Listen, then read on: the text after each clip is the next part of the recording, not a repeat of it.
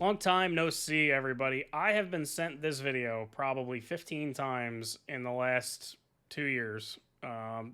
Sometimes from pilot friends, sometimes from my non-aviation, non-pilot friends. Some of them just sending it to me. Mostly the pilot friends sending it to me because it's a pretty wild video of a Birdstrike and a bizjet. And my non-pilot friends sending it to me because, well, I mean, it's a pretty wild Birdstrike and a bizjet.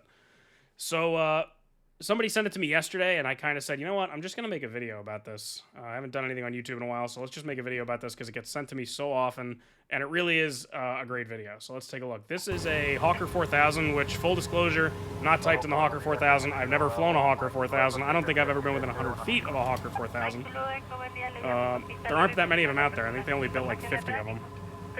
But this is runway 15 in Toluca. I have been to Toluca in the Gulfstream, not in a long time, but I have been there. And one thing that's worth pointing out, this is a high elevation airport. This airport sits at like 8,500 feet, and it's probably 1,000,001 degrees. So the density altitude right now is probably absolute insanity. I wouldn't be surprised if the density altitude was like 11 or 12,000 feet. So jets, as a general rule, have way, way better single-engine climb performance than recips, and I mean, like, it's not even close. I don't think I've ever flown a jet that won't climb away for sea-level standard day at gross weight, 2,500 feet a minute on one engine. So as a general rule, they do way better than recips. And they generally are much easier to control from a directional control standpoint after an engine failure, because there's really nothing to do other than step on the rudder and keep going. There's no props to feather. There's none of that stuff. So an engine failure on takeoff in a jet is much more of a non-event than a piston twin, considerably so. So let's see what happens here. This is 1.5. This runway is 14,000 feet long, so if I knew I was going to bang an engine on takeoff, this is definitely the kind of runway I want, but probably not going to help them today. So let's see what happens. Veloz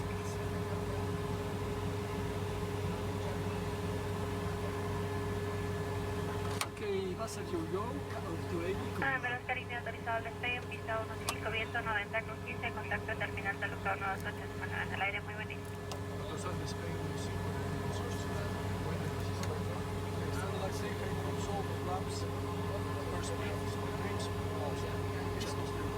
Ok, estamos autorizados al despegue.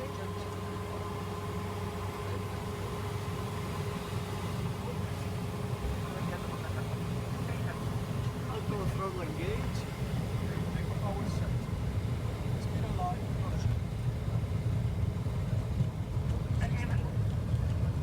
Yeah, this airplane must be pretty light, because it's getting up and going very, very well for the density altitude being as high as it is, so I would imagine that this is a pretty light airplane.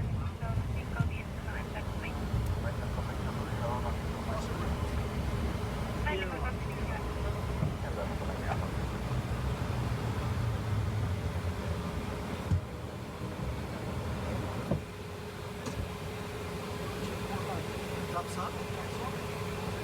Vertical speed. Motor. Vaya motor.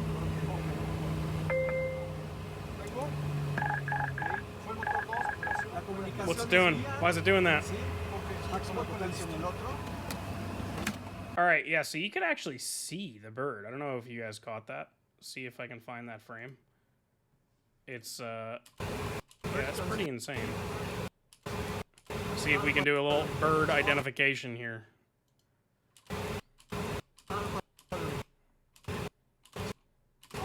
Oh, yeah. Okay, yeah, so this right here, this is not a little Tweety bird. This is a big, big bird. Yeah, not the kind of bird I'd like to hit. When you hear pilots talk about, you know, oh, we hit a bird on final, and we only knew it because we got out of the airplane and saw the blood, but we didn't hear it. Yeah, that's not this kind of bird. You don't hit this bird without feeling it. So they're at... Is that 90? That's 9,000 feet. So they're hitting... This bird strike is at... The radar altimeter is right here. 650 feet AGL. This is right above the end of the second segment climb, which is normally, for my non-jet flying audience, is normally the most performance limiting from a single engine standpoint, is the segment of your initial climb that is going to be the most performance limiting generally. That's the worst place to lose an engine would be between V1 and 400 feet. And the second segment ends at 400 feet. So this is just above the second segment climb. The second segment section of the climb, rather. This is a no-nonsense Birdstrike. This is a really crappy place to hit a bird and potentially have an engine problem. It's high, it's hot. This is not good.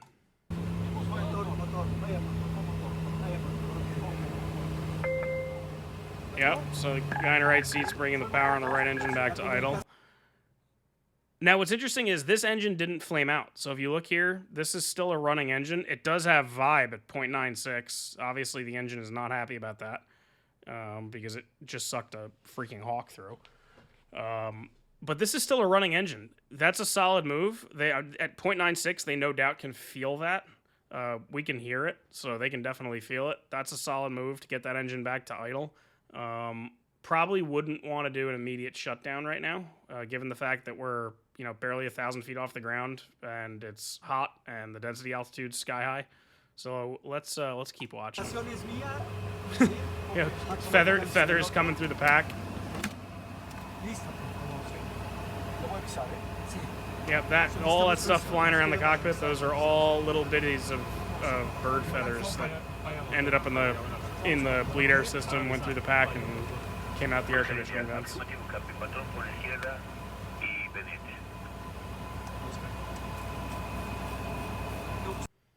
Yeah, so he's got this thrust lever at idle. This engine is running, and now that the thrust lever is at idle, the vibe is...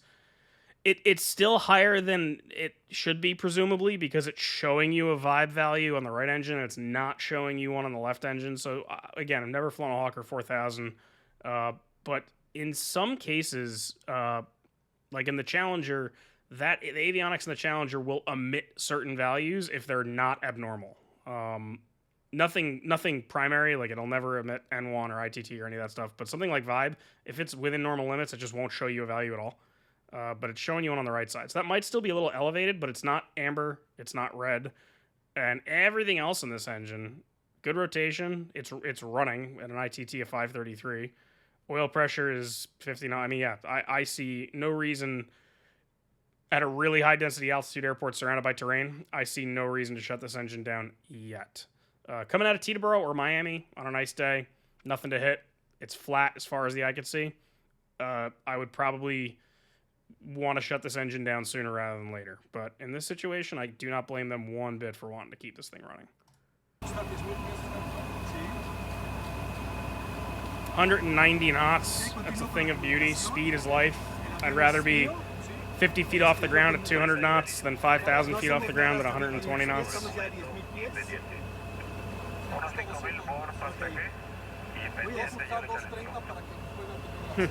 So you see him bringing the power back on the left engine. So this is just to give you an idea of how exceptional the performance of turbojet airplanes is on one engine. He's leveling off here, and even on one engine, he needs to bring the power back to keep the thing from going faster than 200 knots. So for my Twin Cessna people, that gives you some serious insight into how much extra power we're talking about here.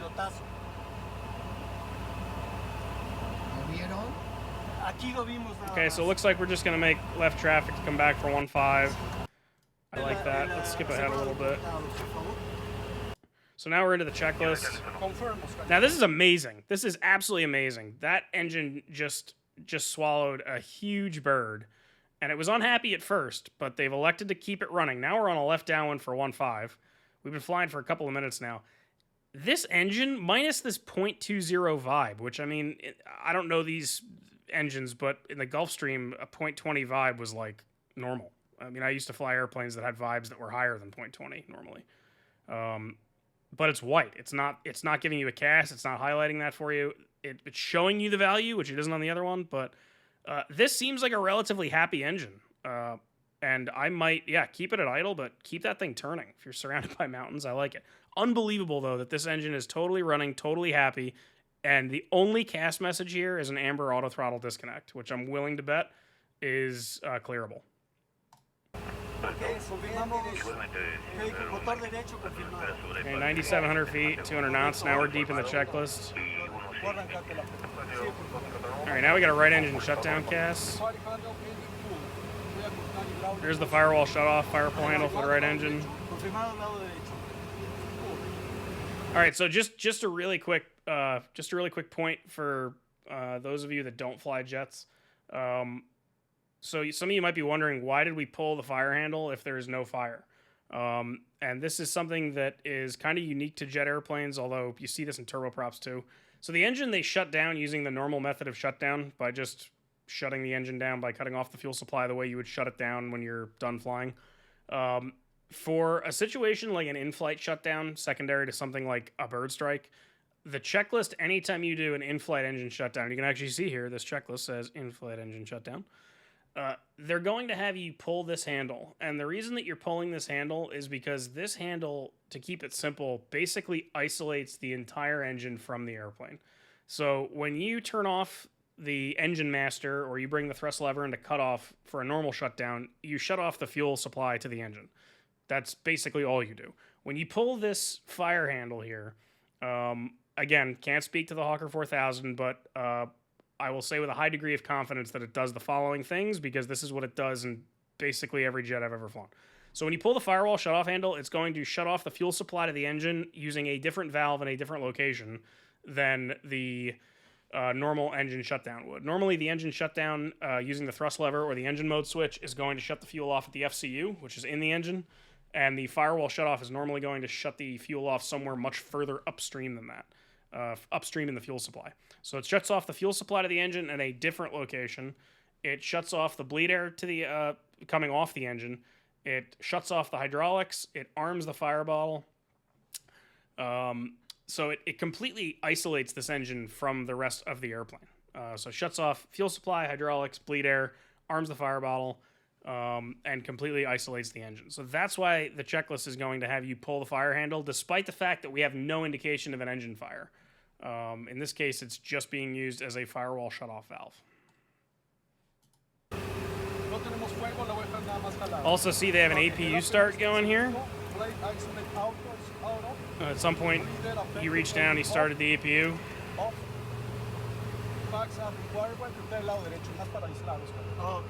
That's some great cheap insurance to start the APU like that. That way, if God forbid something happens to the left generator, you don't end up with a totally dark cockpit on one engine. Okay, now we have an APU running cast message. Alright, so they got this thing shut down in the downwind. Let's move forward a little bit.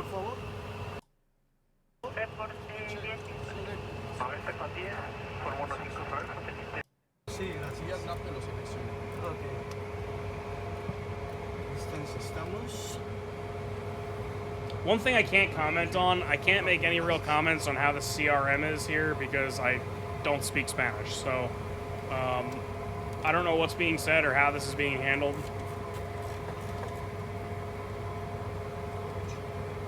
Ok, estamos en trayectoria de aproximación, luces base ligeramente altos. Tren abajo, por favor.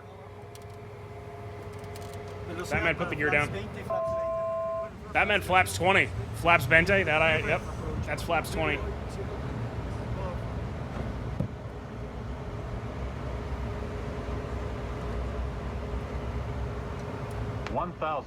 Yeah, it's wait till he zooms out again. Yeah, there's 1.5, all 14,000 feet of it. Okay, so this is interesting. So if you showed this to me, if I didn't know what the circumstances were, and we talk about this every 6 months when we go back to the schoolhouse and fly the simulator, if I didn't know what caused this or what was going on, if you just showed me these engine parameters in abstract with no context and asked me, would you restart this engine in flight? I've got rotation on N1. It's windmilling, so the core's not seized. I've got rotation on, or the fan's not seized. I've got rotation on N2, so the core's not seized. I've actually got a little bit of oil pressure as a result of that turning. I have no other extraneous indications here.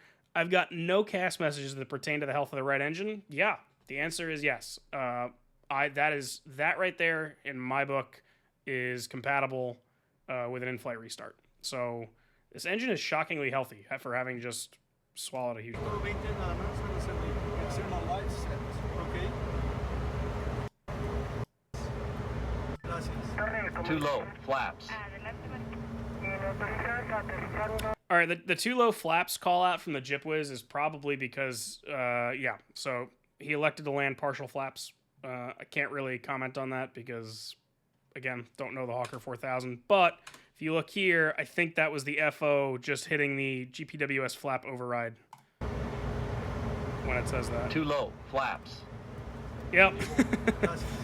Too low, flaps. I can guarantee you that somewhere in the checklist for a single engine approach or a partial flap landing, it tells you to push that button. Now we see something bizarre happening with the N1 on the right engine that would preclude an in-flight restart in my book. So if you look at the N1 on final here, the N1 is all wonky. It's like all over the place. Look at this. Yeah, it's kind of weird. 100. N2's fine. 50. 40. 30. 20. 10. It's nicely done. Are we going to use the left TR? We are. We're going to use the left TR. Okay, so that's probably not something I would do. On a 14,000 foot runway where I have just, if I'm in their shoes, I've just affected a phenomenal outcome to this entire situation. Took off, banged an engine at 600 feet, rolled it back to idle, flew it into the downwind, shut the engine down, ran the checklist, brought it around the pattern, landed the airplane. Nice landing, too. Made a nice landing. Now I've got 14,000 feet of runway. You could literally just keep it going straight, not touch the brakes, not touch anything, and this airplane would roll to a stop in well under 14,000 feet. Opening just one TR, especially if the airplane's light, which I'm taking a guess here. It's only got 5,600 pounds of gas on it. That you may, in and of itself, cause a directional control problem doing that. At this point, I would count my blessings. I would say, thank God I got this right. Thank God we're back, and I'm just going to let this thing roll out. I'll use the brakes, but I wouldn't open asymmetric TRs at this point. Every jet I've ever flown, you can do it. I've never flown a jet where with an engine out, you can't use the good TR.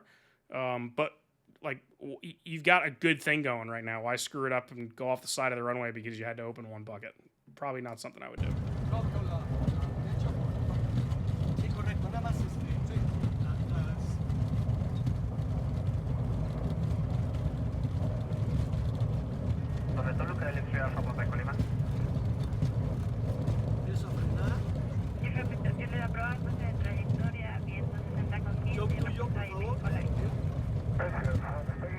And we're still letting it roll.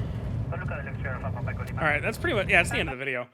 Overall, this is, you could not ask to see this, again, not understanding what they're saying or being able to talk about the CRM aspect of it. This was a pretty non-event, despite the fact that this took place at a high-density altitude airport. I mean, this was handled exceptionally well. I am shocked that that engine kept running, especially given how it sounded before they brought the power back to idle. All in all, I think that this is a pretty good example of how training makes all the difference. You know, flight safety used to have an expression that said the best safety device in any aircraft is a well-trained pilot.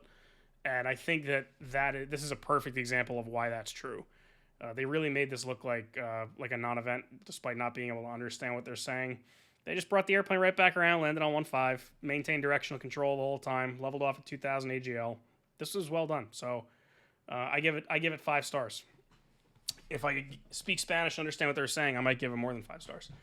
But that's so that's my take on that video. I think I'm going to start sending this to people now. Anytime in the future I get this video sent to me, I'm just going to send them a link to watch this. But if you guys liked this kind of like take a look at a video and talk about what we think thing, somebody suggested I start doing stuff like this. It's never really been my thing or my format, but if you guys like it, we'll do more of it. Feel free to flip me some videos you want to talk about, and we can talk about them. So again, we're going to do some more 414 flying. Maybe I'll get the camera set up in the Challenger one of these days. We'll do some jet flying on the channel. But thanks for watching, guys, and we'll see you next time.